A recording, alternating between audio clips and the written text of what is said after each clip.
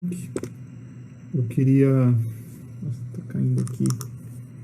Eu queria pedir perdão às pessoas do Instagram, mas infelizmente a gente teve um probleminha aí com a nossa transmissão. Eu vou explicar o que aconteceu. Ainda estamos com algumas dificuldades técnicas. O padre não é muito bom com essas coisas, tá? Então, vamos explicar o que houve. O que aconteceu foi o seguinte. Eu tenho aqui um computador e um celular. Eu entrei no Facebook pelo computador, pelo menos era essa a minha intenção, e no Instagram pelo celular. Porém, na hora que eu comecei a transmitir pelo Facebook, ele disse que não reconhecia a minha webcam. Vê se pode isso. Então, por causa do Facebook que não reconheceu a minha webcam, eu tentei então instalar, eu tive que instalar o Facebook no celular agora, porque eu não tenho, não tinha, né? E o Instagram eu tentei entrar pelo computador, tentei inverter, para ver se dava certo. Mas, pelo visto, o Instagram não funciona da mesma forma no computador e no celular.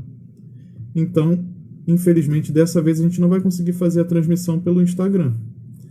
E eu optei por fazer pelo Facebook, porque no Facebook o vídeo vai ficar gravado. Então eu acho que isso é uma vantagem para todos, né? Bom, temos aqui já 7 pessoas participando. Então gostaria desde já de agradecer, né, a todos que estão aí presentes, né? Hoje nós vamos trabalhar um tema que é muito importante para o nosso processo formativo, que é o tema da educação, da história da educação na Grécia Antiga, né? Na paideia grega. E, bom, esse processo formativo ele faz parte de um projeto que a gente já tem feito há bastante tempo no Vicariato da Educação, o Vicariato da nossa Arquidiocese, em que nós reunimos todo mês no terceiro para um dia de formação para pais, professores e demais pessoas interessadas no tema da educação. Por conta da questão do coronavírus, da pandemia, a gente não está podendo se encontrar. Então, a gente está fazendo esse momento de formação virtual. Não é o ideal, mas é o que dá para fazer, né? Então, nesse sentido, nós vamos divulgar, né? O padre Tiago Azevedo está acompanhando, né? Padre, eu não sei divulgar aqui agora, eu tô com medo de mexer no celular e isso cair. Então, se o senhor puder divulgar aí nos comentários o link do grupo do WhatsApp, a nossa intenção é a seguinte, é fazermos um link, nós fizemos um grupo do WhatsApp, e esse grupo vai ser para as pessoas interessadas nesses temas poderem ter acesso a mais conteúdo. Então, a nossa ideia é depois fazermos alguns cursos livres, né? Cursinhos mais aprofundados sobre os temas, e a gente vai divulgar isso depois com mais calma nesse grupo do WhatsApp, para que a gente possa fazer em outros aplicativos, né, mais fechados, que possa ter mais interatividade, você possa fazer a sua pergunta, funciona como uma sala de aula, né? Então, a princípio a gente está pensando em fazer isso no Zoom. De qualquer maneira, então vai ser colocado aí o link, né? Eu espero, se o padre Tiago conseguir. Se não conseguir, me fala que eu tento dar um jeito aqui. E aí, você entra no link, já vai entrar direto no grupo, tudo bem? E podem enviar também perguntas, eu vou lendo e ao final eu vou responder, tá bom? Sem cair celular. Muito bem. Então, vamos, sem mais delongas, vamos iniciar então aqui o nosso encontro com a oração de Santo Tomás de Aquino, né? Nossa tradicional oração de início para os estudos.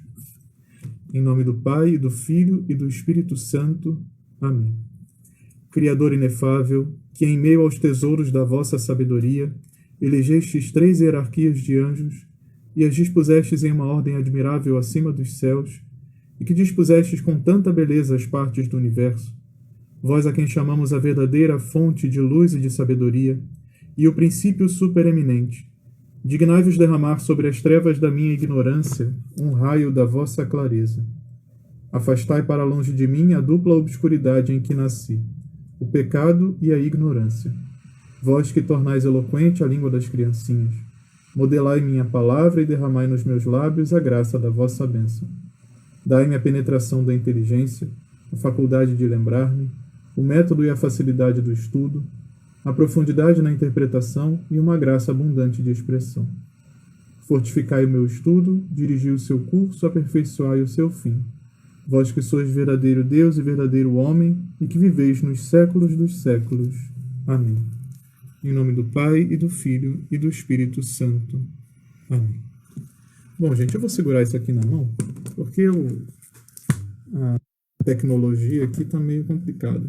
Então a gente improvisa, tá bom? Muito bem. Então, para a gente iniciar, né, nós vamos falar sobre a educação na Grécia Antiga, né, na civilização da Paideia. E eu estou usando como referência esse livro aqui, a História da Educação Antiga, do Henri Irene Marrou. Não sei se eu estou falando certo o nome dele, mas eu acho que é isso mesmo. Esse livro aqui, né? Bom, para quem não me conhece, eu sou o Padre Douglas Navarro, sou da Arquidiocese do Rio de Janeiro, né? E ajudo também no Vicariato da Educação para que a gente possa entender melhor que diacho que está acontecendo na nossa educação. Esse ano nós nos propusemos a estudar esse tema da história da educação. E esse tema é importante por quê? Por que estudar história? A história nos ajuda a entender melhor quem nós somos, de onde viemos e aonde nós queremos estar, aonde nós queremos chegar, né? E por isso a história é fundamental. E nós viemos de uma junção de 3 civilizações antigas. A civilização hebraica, a civilização grega e a civilização romana. A nossa ideia de início era começar abordando essa civilização hebraica, como era a educação dos antigos judeus, do Antigo Testamento, desde Abraão até a época de Jesus. Mas, por conta de alguns contratempos, a gente ia chamar uma outra pessoa, e aí deu essa questão do Covid. Então eu vou assumir e decidi então começar por esse tema da paideia, né, grega. Muito bem, nós vamos começar, e isso vai ser só uma introdução, porque o tema é muito comprido, e a ideia é que a gente faça uma exposição de uns 40 minutos, mais ou menos, seguida de perguntas, né? Bom, a gente começa ali por volta do século VII a.C., onde vai existir o que a gente chama de uma educação homérica. A gente deve se lembrar que o Homero foi o autor de obras, a Ilíada e a Odisseia. E essas obras elas formaram o imaginário popular daquela civilização grega, desde o início, né? E isso gerou uma espécie de educação para os guerreiros. Nesses escritos, havia um ideal muito grande do herói que se sacrificava, né, por um valor maior, por algo que ele reconhecia como sendo maior do que ele. Isso gerava honra. Então, essa educação de início, ela era uma educação mais militarizada, voltada para uma certa elite aristocrática de guerreiros, em que eles eram iniciados em algumas espécies de cerimônias e jogos, né? Uma cultura de homens polidos, de homens civilizados, né? E essa educação ela acontecia da seguinte maneira: era sempre um mestre, um homem mais idoso, com mais experiência, que pegava um garotinho, né, uma criança, e começava a ensinar essa criança.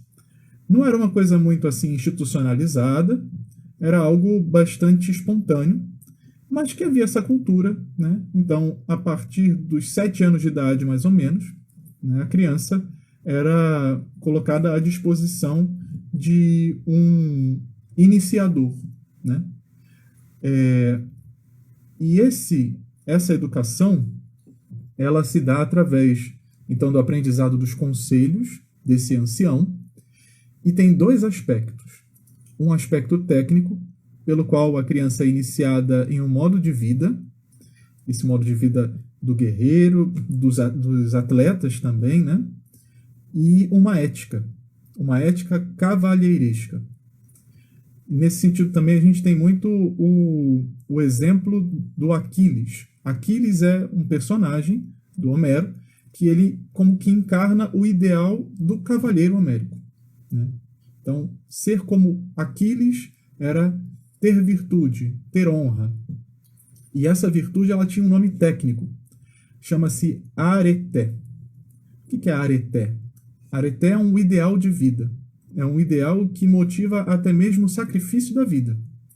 Seria como que virtude, entre aspas, né? Porque nós entendemos virtude já de uma outra maneira.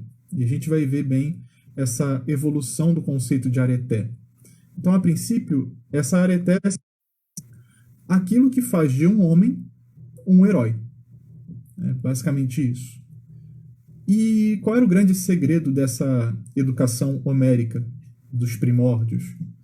Era o exemplo heróico, que tinha uma palavrinha grega, chamava-se paradigma, ou paradigma, né? Então, o paradigma é você enxergar o exemplo de um homem mais velho e segui-lo. Seria a imitação do mestre, que depois, na Idade Média, ainda adquire um valor interessante, porque torna-se como que a imitação de Cristo. Então, no fundo, esse modo de educar, ele tem o seu sentido, e ele vai perdurar ao longo dos séculos com algumas mudanças, com algumas modificações, né? Bom, depois a gente passa então para a educação espartana. Na cidade de Esparta já existia um diferencial, que é o fato de haver o conceito de polis. O que é a polis grega? É a cidade, né? E essa cidade, ela é uma cidade que visa o bem coletivo, né? Quer dizer, no fundo é o seguinte: se antes você tinha como ideal o herói homérico, que é um sujeito só, que consegue adquirir um grau de virtude, e isso faz dele um grande herói. Mas é só um herói. Em Esparta, você tem um ideal totalitário, que faz parte justamente desse conceito de polis. Porque é a polis que te faz ser homem. Então, o maior bem que você consegue alcançar é o bem dessa cidade. A ideia era formar não só um herói, mas uma cidade de heróis, para que ela seja imortal, e aí vale a pena então você se sacrificar por essa cidade. Existe uma revolução moral aí. Aquela areté, um valor militar mais individual, passa a ser comunitário. O objetivo, então, é criar uma cidade cheia de heróis. Também havia uma cultura esportiva e musical, mas que aos poucos vai se tornando estritamente militar. Aos poucos, essa sociedade espartana ela vai se tornando tão militarizada que eles vão acabando assim, evoluindo por uma educação semelhante a um regime fascista. Então, as crianças eram retiradas dos pais aos 7 anos de idade, e a partir dessa idade, elas pertenciam ao Estado. Passa-se a haver também, portanto, esse início de compreensão de uma escola institucionalizada pertencente ao Estado, né? E aí, os ideais políticos e militares, eles vão suplantar os ideais culturais. Você tinha a noção de que, tudo bem, a gente está educando você para ser guerreiro, mas você também tem uma moral, né, guerreira. Aqui já é muito mais uma moral estatal. de nacionalismo. Você é um guerreiro a serviço do Estado, você é um prolongamento da cidade. Você não é alguém, né? Você não tem uma personalidade própria. Que método educacional era esse, né? Era o método chamado de pederastia. E o que é essa palavra, né? A paiderastia, né? Seria o amor grego. Então, o que une o mestre ao discípulo é um tipo de amor. Não é a mesma noção que a gente tem hoje de educação. Quando a gente pensa na relação entre um professor e um aluno, é um pouco diferente. O professor, ele não é exatamente um mestre, né? Nas nossas escolas, pelo menos, não me parece ser assim grande parte delas. Pelo contrário, você tem muito mais uma noção assim de instrução. Ele vai lá, dá aquela aula, depois vai embora para casa dele, né? O aluno paga o salário dele e fica por isso mesmo. Naquela época, a noção do mestre era diferente. Ele não ganhava salário. Ele, na verdade, era motivado por um interesse de formar como se fosse uma descendência, né? Então, ele vai juntar ao redor dele um grupo de discípulos, e esses discípulos, então, vão começar a amar esse mestre. E esse amor é chamado de pederastia, em um ambiente praticamente masculino somente, né? Então, surge também o ideal de uma virilidade total, né? E aí existe também uma admiração do mais novo pelo mais velho, um interesse do mais velho de corresponder a esse amor, dando a esse mais novo uma formação de virtudes, de valores, né? Que às vezes acabava descambando para uma relação passional. Então, às vezes você podia ter lá o aluno tendo ciúme do mestre, o mestre tendo ciúme do seu discípulo com outros e tudo mais, e até para algumas situações, né, de iniciação sexual e coisa do tipo, que a gente não pode também fazer um juízo de valor, né? Aqui é complicado a gente tratar sobre esses assuntos, porque nós já vivemos numa sociedade que considera esse tipo de relação bastante prejudicial, né? Naturalmente, a gente entende que uma iniciação assim, desse modo, sexualizado, erotizado, ela tem seus aspectos negativos. Mas isso não era visto dessa maneira exatamente, né? Porque, na verdade, a grande questão aqui não se trata de uma questão erótica, né? A nossa sociedade, às vezes, também erotiza demais a maneira como a gente enxerga o mundo, né? E isso acontece porque nós já fomos influenciados aí por uma série de outras correntes, né? Inclusive, a própria psicologia freudiana acaba levando o nosso olhar muito para esse lado. Porém, a gente tem que se lembrar, né, a título de exemplo, esse tipo de educação é semelhante, de alguma maneira, até mesmo à educação que Jesus deu aos seus apóstolos, aos seus discípulos, né? Jesus não criou uma escola com sala de aula, com horário para voltar para casa, né? Horário de recreio. Não tinha isso. Era o vinde e vede. Mestre, onde moras? Vinde e vede. Os discípulos eram atraídos a Jesus por uma espécie de amor, né?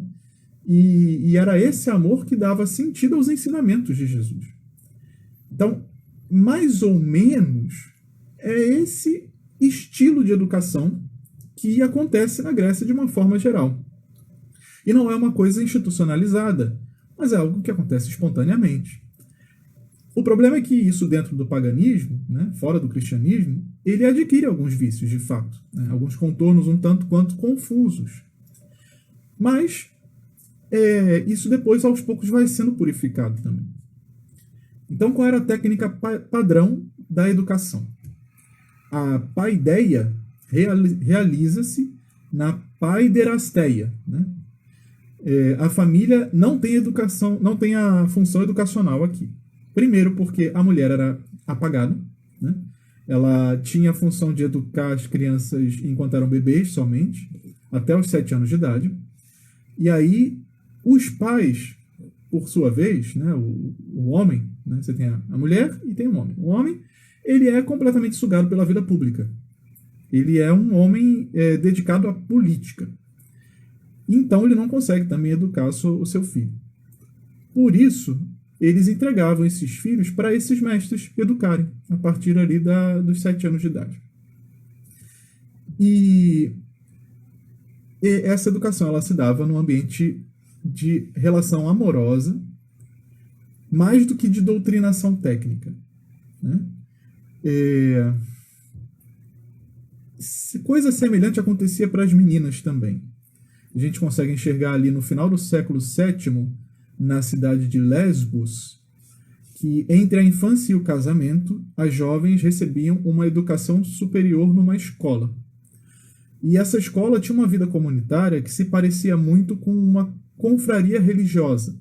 Ela era chamada de a morada das discípulas das musas. As musas eram como se fossem deusas do panteão grego, né?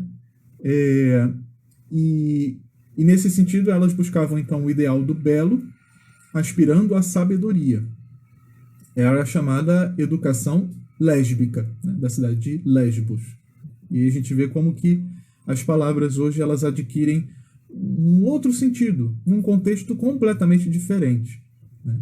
A gente não pode se ligar ao significado que as palavras têm hoje, mas tentar entender de que maneira elas foram criadas, né, e para que elas serviam.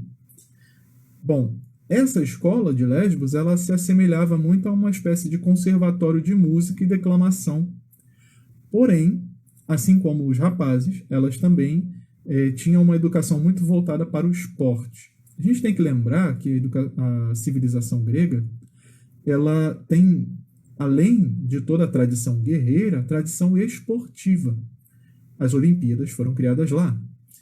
E o esporte ele tem uma função essencial na educação da antiga Grécia, né? A gente percebe também essa relação de uma espécie de chama passional nessa cidade de Lesbos, né, entre a discípula e a mestra.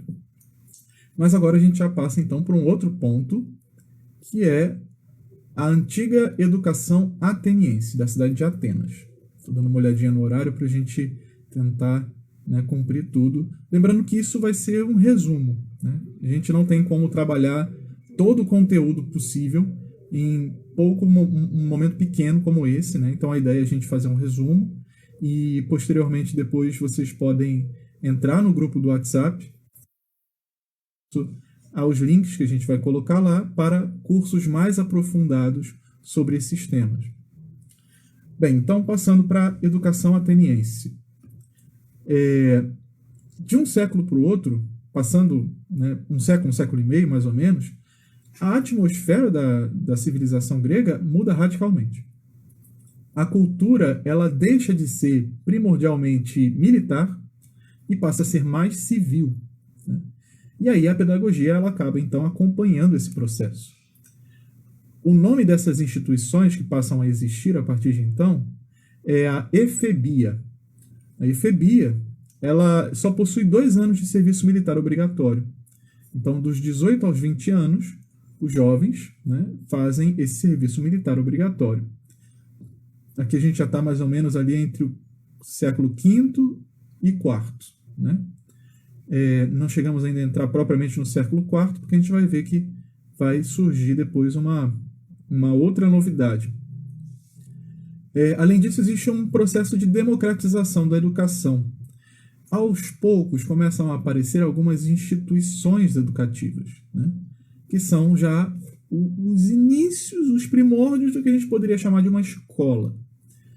Antes eram só aqueles mestres que atuavam de forma independente, mas aos poucos, né, não aparece de repente, assim, de uma hora para outra, mas aos poucos vão surgindo algumas escolas que são, né, até mesmo fomentadas pelo próprio Estado.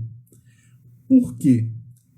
Já não passa a ser mais uma educação só da aristocracia, só daquela elite, né? Mas existe também um interesse das populações mais médias e baixas, né, por esse tipo de educação. E aí a gente tem alguns focos aqui. A educação física ocupa o lugar de honra, né? Atletismo, arremesso de disco, arremesso de dardo, salto em extensão, luta e boxe fazem parte do currículo fundamental de um aluno ali do século V antes de Cristo, né, da civilização grega, da cidade de Atenas, né? A música, e aí frisar bastante isso, porque é interessante que hoje em dia a gente parece que dá mais valor à arte grega, da escultura e das inscrições em vasos, do que propriamente da música. Mas naquela época, eles desejavam de fato ser músicos, né? Essa era a forma de arte mais perfeita do grego, a música. Porque, assim como você tem a educação física como sendo uma educação para o corpo, a música seria uma educação para a alma. Significa o domínio das musas. Música é o domínio das músicas. E os gregos davam muito valor a ela. Aliada à música, você tinha também o canto e a poesia. Pela poesia, você ensinava tanto pelo esporte. Isso é interessante da gente ver também. Hoje nós temos uma certa percepção como se o esporte ajudasse num crescimento moral, né? E isso daí já 5 séculos antes de Cristo, né, os gregos já pensavam assim. Mas a gente vai ver que esse pensamento ele não vai perdurar por muito tempo, né? Mas de início eles tinham essa concepção de que através da educação física, dos esportes, você conseguia chegar ao ensinamento de alguma moral, né? De início uma moral mais do guerreiro. Porém, agora surge também o dado da música e da poesia. E aí essa poesia ela vai trazer, então, esses valores morais através de uma expressão bela. Tudo isso, e também, por último, a educação literária, a chamada grammatistes, que seria a nossa gramática, né? É a arte das letras. E o professor de gramática, né, ele futuramente vai se tornar o mestre por excelência. E tudo isso era animado por um ideal que eles tinham. Esse ideal tinha uma palavra chamada kalokagatia. O que significa essa palavra grega, né, bem confusa? Kalokagatia é a junção de duas palavras. Kalos, que significa o belo, o bonito, e agathos, que é o bom. Então, o homem grego deveria ser bom e belo. Bom no sentido realmente da bondade moral, né? Ele tinha que ser um homem honrado. E belo porque ele tinha que ter um corpo bonito, né? É isso. Aquelas imagens todas do pessoal lá da Grécia Antiga, tudo sem roupa, né? Fazendo aquelas poses assim, mostrando os músculos, porque esse era o ideal grego. Era você ser bonito e bom, né? E, antes de tudo, o esportista era quem, né, tinha cumpria bem esse ideal. Tanto é que em muitas inscrições de vasos gregos e outras esculturas também, nós vemos muito a retratação de esportistas, né? De pessoas bonitas e boas praticando esporte, né? E eles consideravam isso como sendo o ideal. Até que começa a surgir um grupo um pouco diferente, né? Que são os sofistas. Então, Bom, antes de mais nada, a gente tem que entender que, de alguma maneira, eu não sei muito bem explicar isso, mas de alguma forma surgiu um interesse em saber mais sobre a verdade. Isso começa com um sujeito chamado Tales, na cidade de Mileto, né?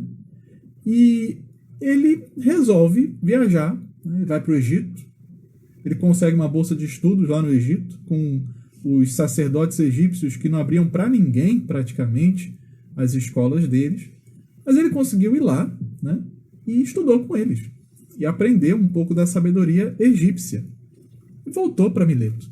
Lá em Mileto ele fundou uma espécie de escolinha, né? Na casa dele mesmo. Naquele molde lá do antigo, de juntar um pessoalzinho interessado ali junto dele, e ali ele começou então a ensinar e dar aula para eles. Ele era animado principalmente pelo interesse de conhecer a verdade sobre tudo. Sobre o universo, sobre o planeta Terra, né? Sobre os astros, sobre a natureza, sobre tudo. E, principalmente, nesse início, era as ciências naturais que animavam esses primeiros pensadores que vão fomentar, né, a filosofia, aquilo que a gente entende por filosofia. E aí começam então a surgir esses primeiros filósofos que eram chamados de físicos da escola de Mileto. E eles começam a fundar algumas escolas. Essas escolas, elas se assemelhavam de alguma forma a uma confraria religiosa. Isso é uma coisa que a gente também não tem muita noção hoje em dia.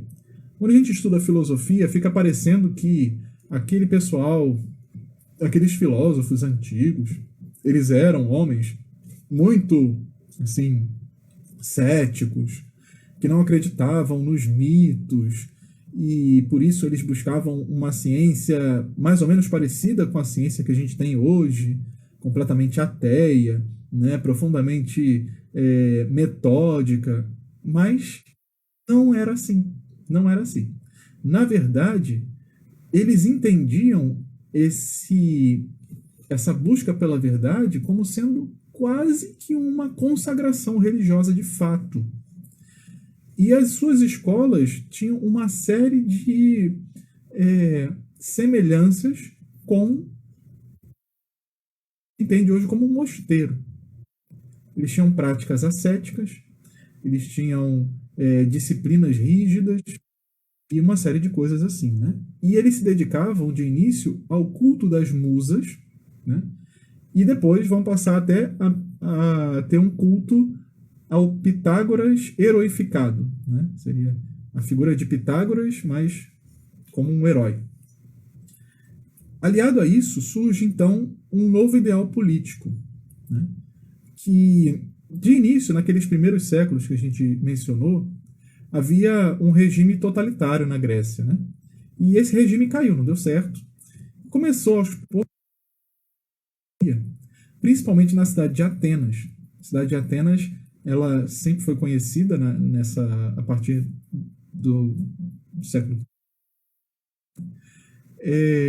principalmente no início do século IV, pela efervescência das ideias democráticas.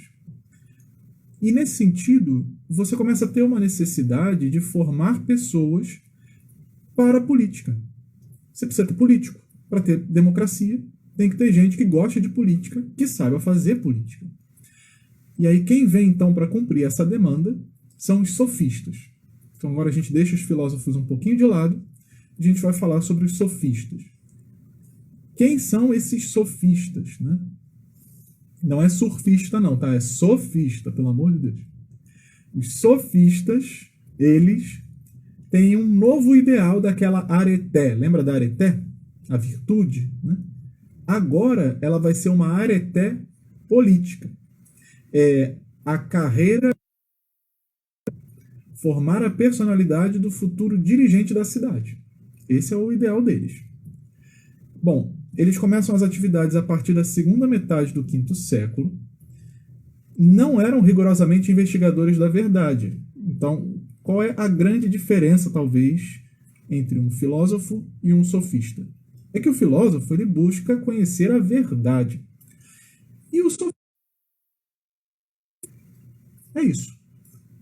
Então, eles começam a surgir os primeiros pedagogos, os primeiros professores no sentido mais rigoroso do termo, enquanto ofício de pedagogo. Quer dizer, agora eles já não são mais treinadores esportivos, como era antigamente, também não são mestres de artesanato, simplesmente, e nem eram aqueles mestres escolas antigos que reuniam ao redor de si aqueles discípulos e tudo mais, mas eles já são profissionais, assalariados. E como é que funcionava? Eles chegavam lá numa cidade, por exemplo, e juntavam um público ao seu redor, faziam ali uma exibição. Faziam um discurso muito bonito. Era isso. Quando eles faziam esse discurso, os jovens ficavam assim, impressionados.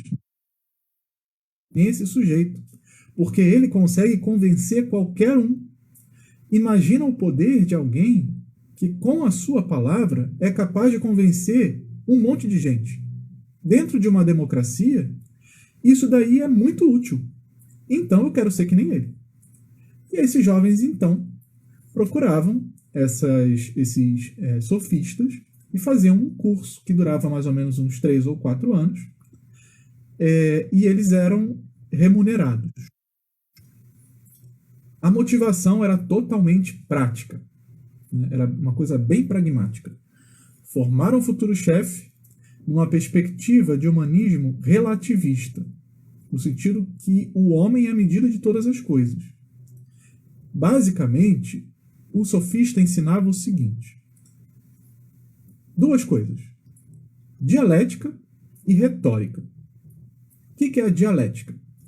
A dialética é o seguinte: eles diziam que em toda questão nós podemos sustentar uma posição a favor ou contra. Dialética é isso, é você colocar 2 teses opostas, uma diante da outra, e você criar um conflito, né? Depois, a palavra dialética ela vai se desenvolver e vai se transformar naquilo que a gente entende por filosofia hoje em dia. Então, um pouco tempo depois, essa dialética vai passar a ser filosófica. Mas, de início, ela é entendida como sendo a arte de persuadir. Então, a dialética vai te ensinar a ser convincente. E a retórica seria a arte de falar bem, né?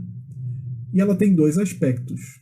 Um aspecto mais teórico e um aspecto mais prático. Ou um aspecto mais formal e outro mais material. O formal seria as regras da arte, né?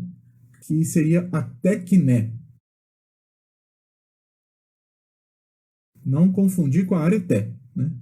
Areté é aquela virtude do sábio, né?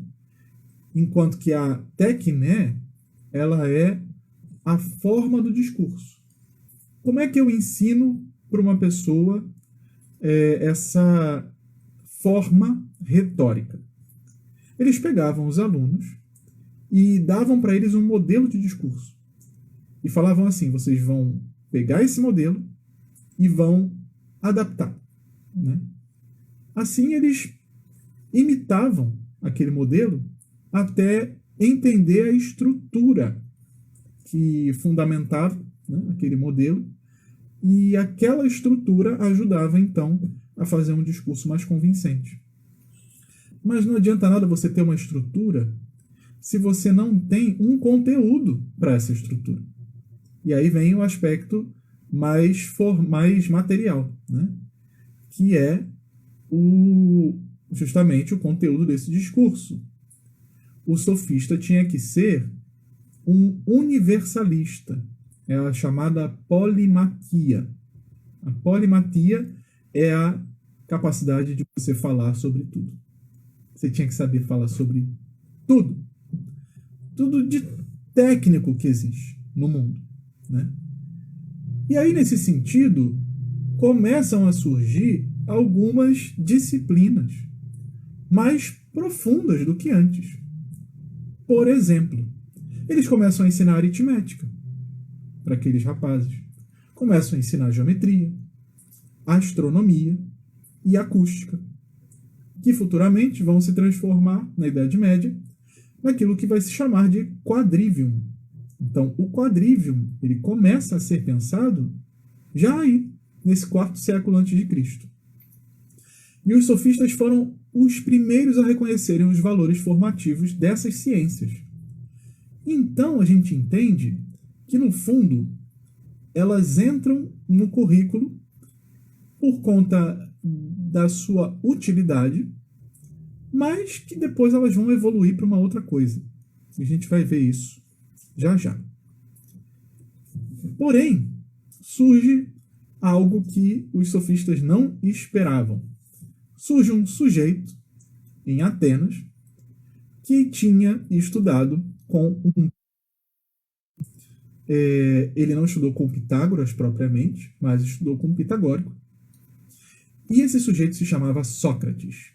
Quem é o Sócrates? Quem foi o Sócrates? Sócrates era bem irritante para os sofistas. Ele era um pouco exigente. Por quê? Porque o Sócrates buscava a verdade. Ele não estava interessado em vencer um discurso, como estavam os sofistas. Mas ele queria saber o que as coisas são e como elas se relacionam. É isso que a filosofia deseja. Ele não buscava uma utilidade prática para o que ele fazia, mas ele simplesmente colocava todo mundo em uma saia justa, como a gente fala hoje em dia, né? Então, o Sócrates, ele era, a gente poderia dizer, um tradicionalista, né? Por quê? Porque se a gente olha assim para o modelo que ele segue, ele vai lembrar muito os ideais antigos de virtude, de honra, né? Ao mesmo tempo, também o próprio modelo que ele assume. Porque ele não é assalariado, como são os sofistas. Ele não tem um ciclo formativo de 3 ou 4 anos. Ele segue aquele modelo antigo de um mestre com seus discípulos ao redor dele. Então ele é um saudosista, é um tradicionalista. É alguém que não vai se preocupar só com a virtude política, né? Porque ela acabou descambando para uma espécie de amoralismo, né? Um amoralismo cínico, como diz o autor, né? E por isso ele mantém a transcendência da exigência da verdade. A exigida por ela possui uma transcendência, ela transcende as realidades materiais desse mundo. Com o passar do tempo, então o Sócrates ele passa, né, por Atenas, ele consegue atrair alguns jovens ao seu redor e ele é condenado depois, né? Ele era meio chato e isso acho que foi um ponto negativo para ele, porque juntou um pessoal depois e resolveram matar o Sócrates. Eles votaram, e muita gente, quase todo mundo, votou a favor da condenação do Sócrates como sendo alguém que corrompia a juventude. Então, ele foi morto. Porém, ele deixou discípulos.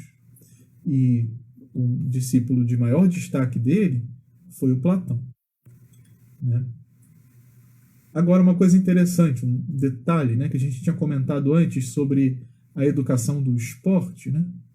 O esporte aliado àquela noção de moral, isso já deixa de existir nessa época. Por quê? Porque você já começa a ter os esportistas ganhando uma sofisticação técnica. E essa sofisticação ela começa a tirar um pouco aquele horizonte de moral, né? Então, o esportista ele passa a se preocupar só com o seu treino, só com a sua qualidade física, e ele não está nem aí para moral. Ele não está nem aí para ser um jeito bom mais, né? Por outro lado, a própria sofística, né, os sofistas, eles já traziam uma exigência maior intelectual dos seus alunos, porque já era um outro ideal, né? Já era o ideal político, não mais o ideal do guerreiro que animava aquela educação. Então a gente vai ver aos poucos que a educação física vai perdendo crédito, né, em prol de uma elevação intelectual. Mas aí, e aí a gente vai encerrar falando sobre esses dois últimos autores, que eu não vou poder aprofundar o método pedagógico de cada um deles, mas que isso a gente pode trabalhar mais para frente também com mais calma nos cursos que a gente for fazendo à parte, né?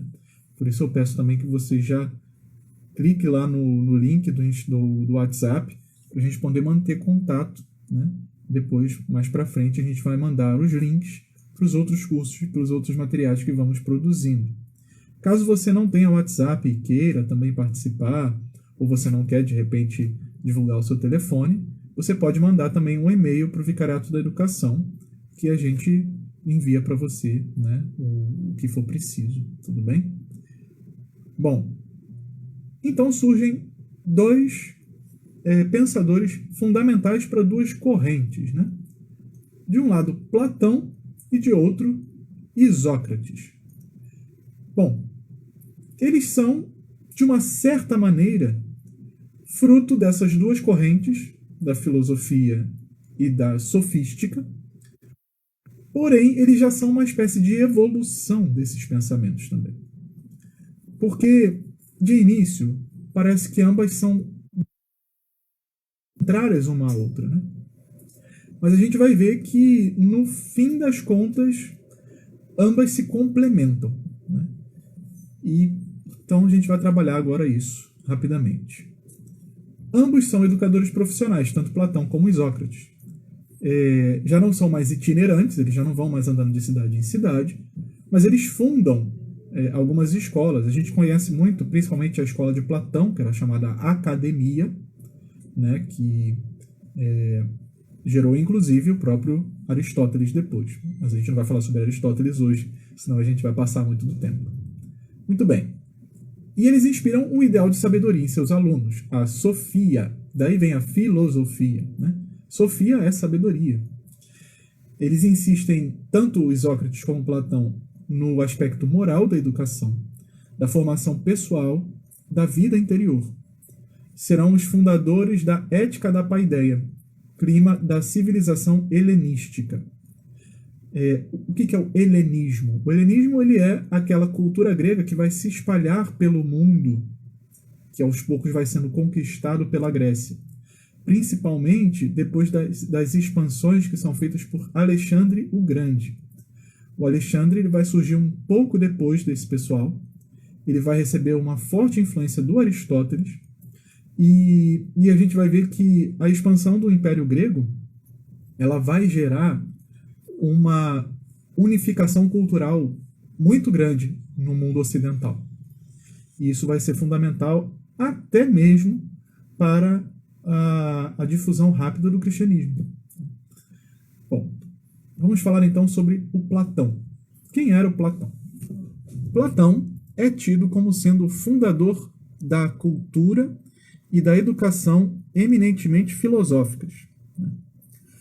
Ele possuía a academia, que era a escola que ele fundou. Não é só uma escola de ideias filosóficas, mas também é uma escola de ciências políticas.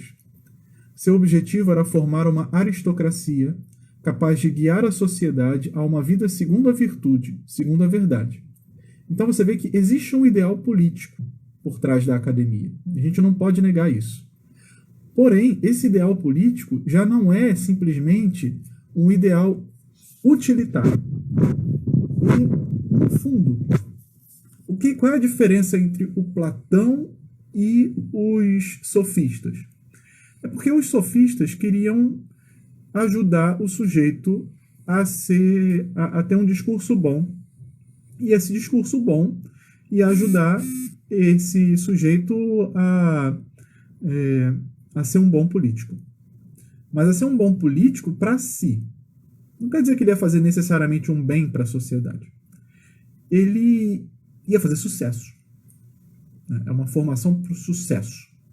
Assim como hoje a gente tem algumas pessoas que também querem que os seus filhos se formem para ter sucesso, né? Parece que só isso que importa. E o Platão, ele pensava não no sucesso pessoal daquele aluno, mas numa cidade que fosse movida pelos ideais da verdade. Então, uma cidade que correspondesse à natureza de todas as coisas. Ele entendia que aquela ciência filosófica ela iria levar a sociedade a um estado de perfeição jamais alcançado. E por isso, então, você tinha esse interesse de formar um rei para uma sociedade. Mas não só um rei, porque também essa mesma ciência filosófica ela vai ajudar a formar uma família de acordo com a verdade. Portanto, um pai de família. E também uma medicina, né? As primeiras escolas de medicina começam a surgir nessa época também. Uma medicina de acordo com a verdade. Portanto, também serve para um médico. E um filósofo também. Os próprios filósofos, eles entram então nesse esquema formativo, que o Platão vai descrever com detalhes em um livro chamado A República. Então, esse livro, chamado A República, ele descreve o que seria para o Platão a sociedade ideal. Essa sociedade ideal seria formada por pessoas capazes de guiá-la para esse ideal, para esse bem. E isso pode ser levado para todas as instâncias da vida, especialmente as pessoas que têm alguma responsabilidade de reger alguma coisa. É muito importante esse livro para a história do pensamento humano, mas também para a gente entender um pouco de como que se pensou durante muito tempo a educação. Nesse sentido, o Platão ele não queria tanto educar todo mundo. Ele queria educar um sujeito, uma pessoa capaz de liderar todo mundo ao bem, né? Ele dizia, olha, se eu conseguir esse, que seria um sábio, né? Se eu conseguir um sujeito capaz de enxergar mais do que todo mundo, basta que todo mundo siga ele. E pronto. Né? Se todo mundo seguir essa pessoa capaz de ter um julgamento correto, de ser extremamente prudente, virtuosa, e conseguir que todo mundo caminhe para a verdade, bom, maravilha. Né? Eu não vou me preocupar tanto com as outras pessoas, porque a sociedade como um todo vai estar girando redondinha. Porque esse sujeito vai ser capaz de discernir as coisas.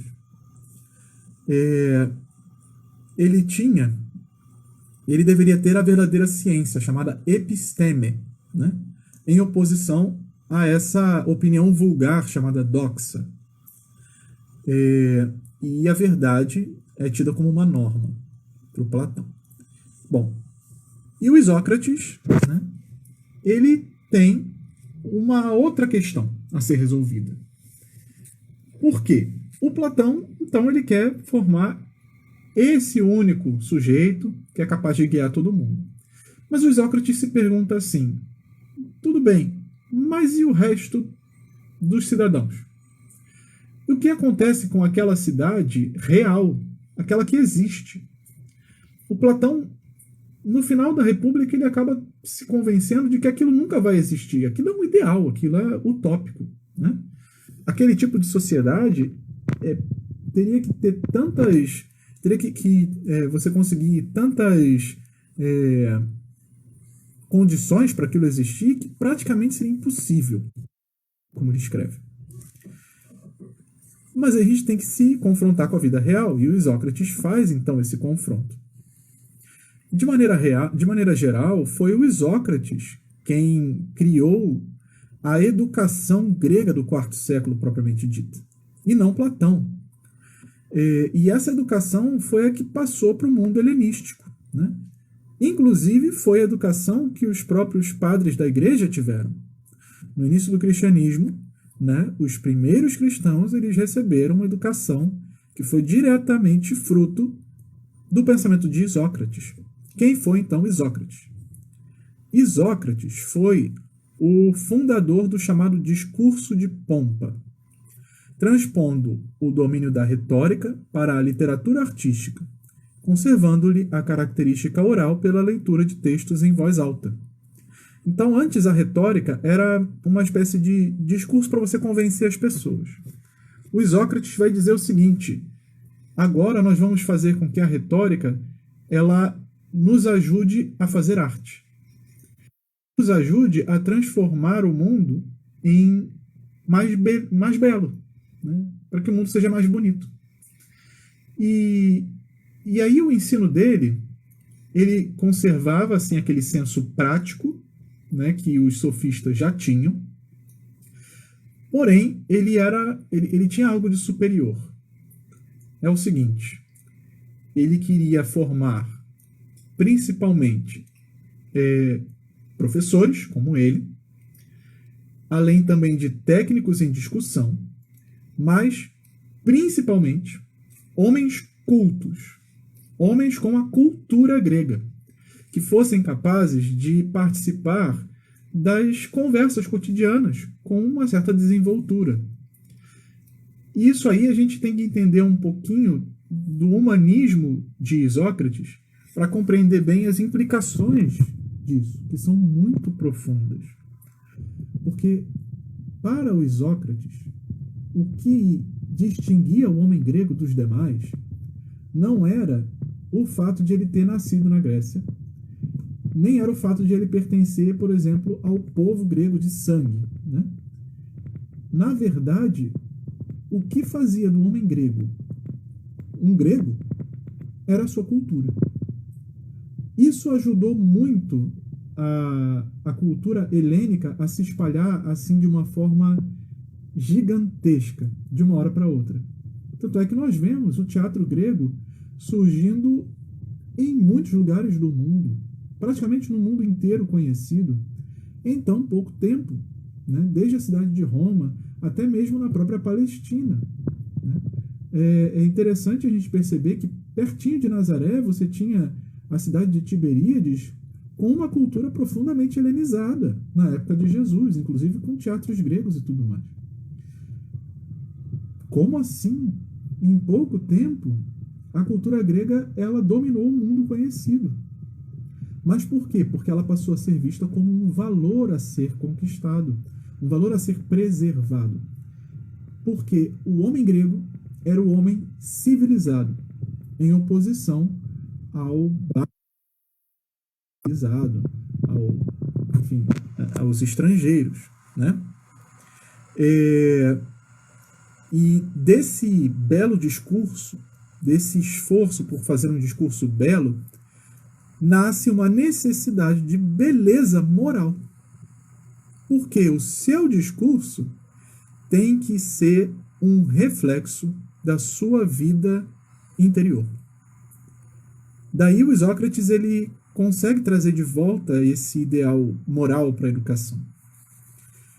E, de uma certa maneira, a junção do pensamento de Platão com o pensamento de Isócrates é o que vai fundamentar o que nós temos como educação clássica, né? Aquilo que a gente entende por educação clássica. É uma educação profundamente voltada para um conhecimento universalista, né? Que você estuda uma série de coisas que são somente para você ser uma pessoa mais culta, né? Hoje em dia, isso tem sido aos poucos questionado, né, muitas vezes, mas a gente para pensar, por que eu estudo literatura? Por que que se estudava latim antigamente? Por que que a gente estudava música nas escolas? Hoje em dia não tem quase escolas ensinando música, mas antigamente tinha, né? Bom, por que essas coisas estão no currículo?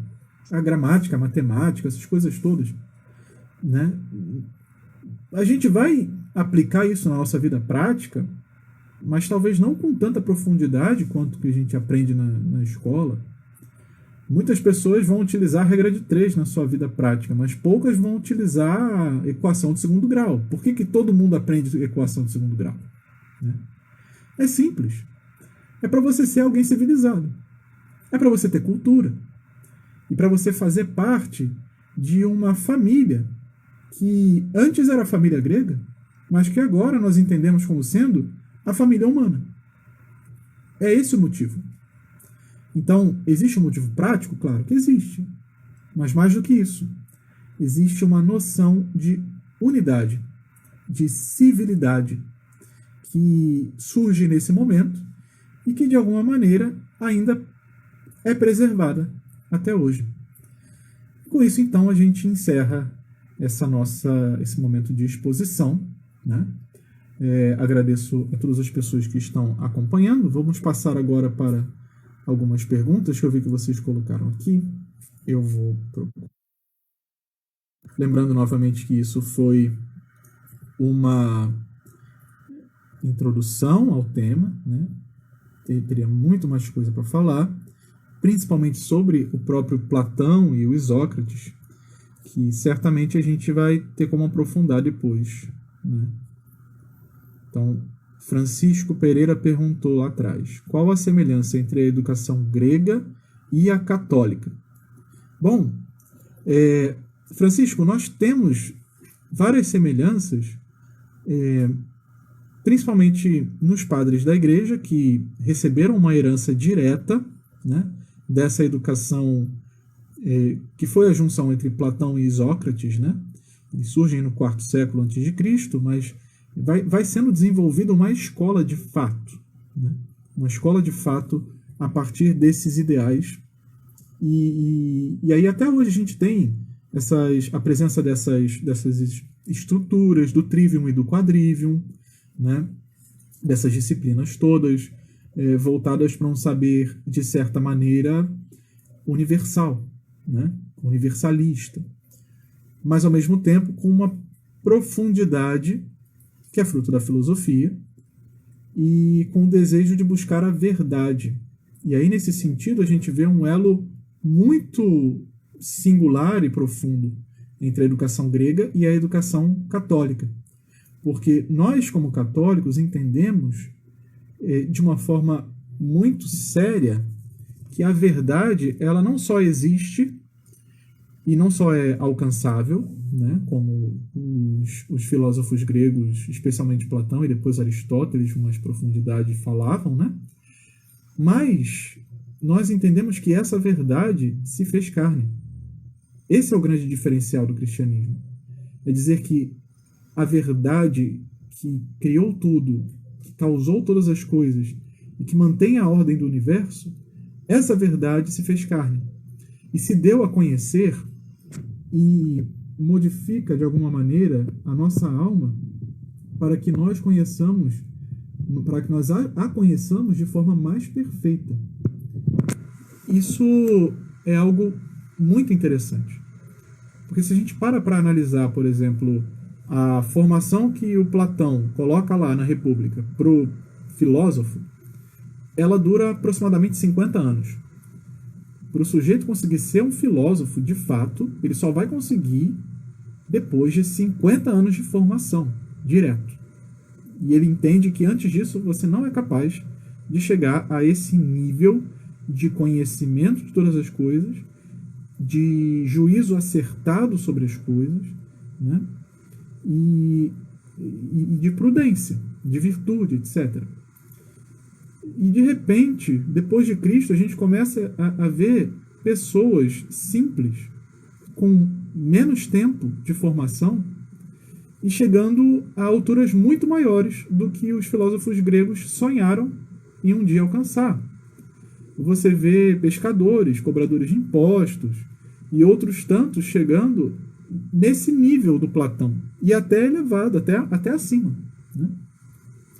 Porque nós entendemos que, a partir de Cristo, existe a ação da graça, né? A partir do sacramento do batismo, principalmente, né? Você tem divina agindo na alma humana. E aí é como se fosse como se desse um turbo assim na capacidade de conhecer, né? A pessoa ela passa a conhecer a verdade de forma mais perfeita e mais rápida, mais acertada, né? Bom, aí a Fátima perguntou, Fátima S. Benedito, mas nessa época também não se tinha noção de infância como você tem hoje, é verdade. A noção de infância também foi muito influenciada por Cristo. Jesus, quando diz, deixai vir as minhas criancinhas, porque delas é o reino dos céus, insere na noção de infância uma noção de inocência, que não se tinha na civilização antiga. Nenhuma civilização antiga você tinha essa percepção de que a infância ela é um momento de inocência, né? Na verdade, a criança era um adulto pequeno, basicamente. Não tinha muita diferença entre eles, né? Muito bem, vamos ver se tem mais perguntas. Vocês podem fazer perguntas aí também. Tem alguma sugestão de material complementar? Olha, Paulo, esse livro, eu achei ele muito bom, ele é muito completo, né? Agora, você pode buscar também alguma história geral, talvez, mas eu, pessoalmente, não tenho nenhuma sugestão de material complementar a princípio, né? Poderia buscar para você melhor, com mais calma depois, né? Tem aí algumas histórias de educação e tudo mais, mas como eu achei que essa bibliografia aqui ela era bastante completa, então eu não vi outras, né? O Felipe Ferreira, eu nunca tinha ouvido falar em Isócrates. Damos no colégio. Boa pergunta, Felipe, também não sei. Mas eu acho que é porque aqui nós estamos tratando da história da educação, é um nicho, né? Um tema bem específico, né? Então, talvez a gente não tenha tanto esse mesmo foco nas escolas. Muito bem. A educação espartana foi muito posterior à educação homérica? Olha, Rafael, não foi não. Deixa eu ver aqui. Porque a gente entende essa educação homérica começando a partir do... Ah, perdão, Paulo. Paulo está perguntando aqui qual bibliógrafo eu estou me referindo. Estou me referindo a esse livro aqui, História da Educação na Antiguidade, do Henri Irene Marrou. Esse aqui. Esse livro está publicado pela editora Quirion, né? E ele faz parte de... Esse livro, especificamente, ele é um livro à parte, né? Depois você tem alguns outros livros relacionados à história da educação também, mas que já são de outro autor, né? Mas esse livro é muito bom, ele é uma excelente fonte aí para quem se interessa em aprofundar o assunto. Bom, então voltando àquela pergunta anterior. A educação anterior foi muito posterior à educação homérica?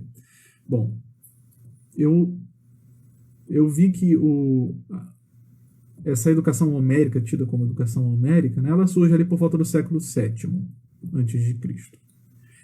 E enquanto que a educação espartana, ela está em torno do século VI, por ali, né?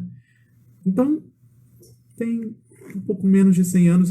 As coisas elas vão surgindo gradativamente, né?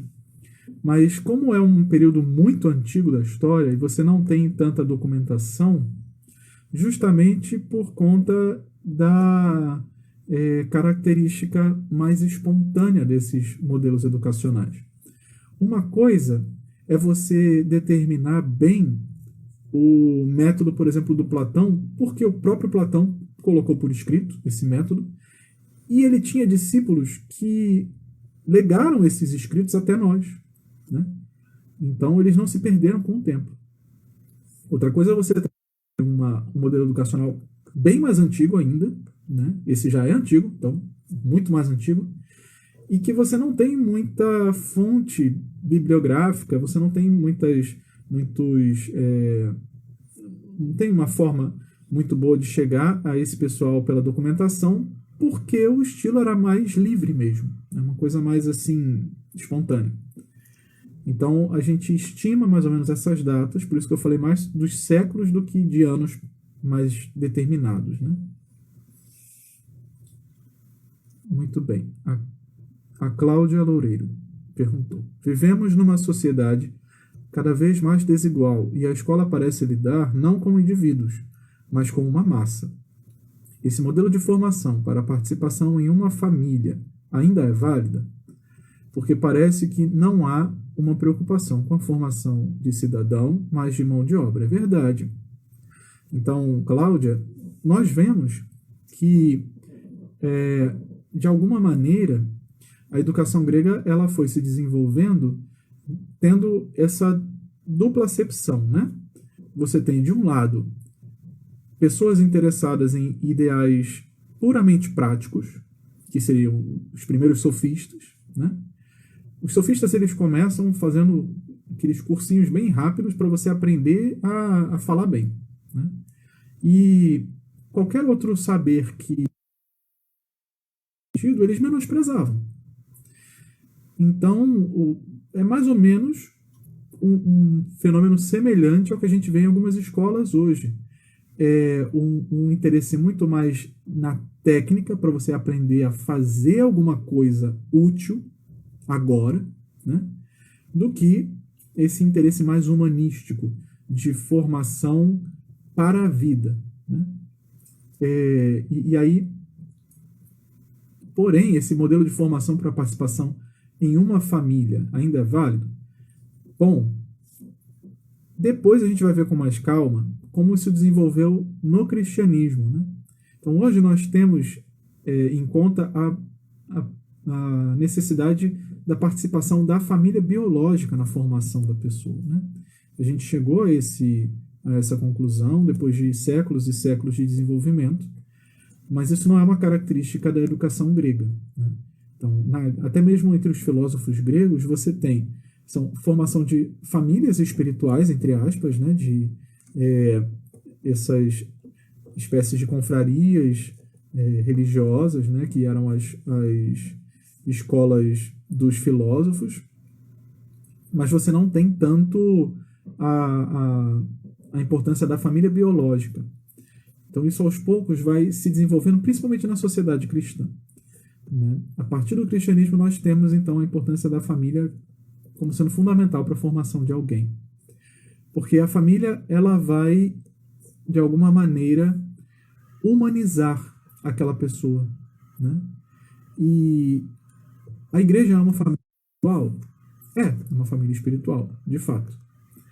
Mas você tem ali uma noção mais específica, né, do papel de cada uma. Uma separação melhor. Eita. Opa, deu um probleminha aqui. O que aconteceu?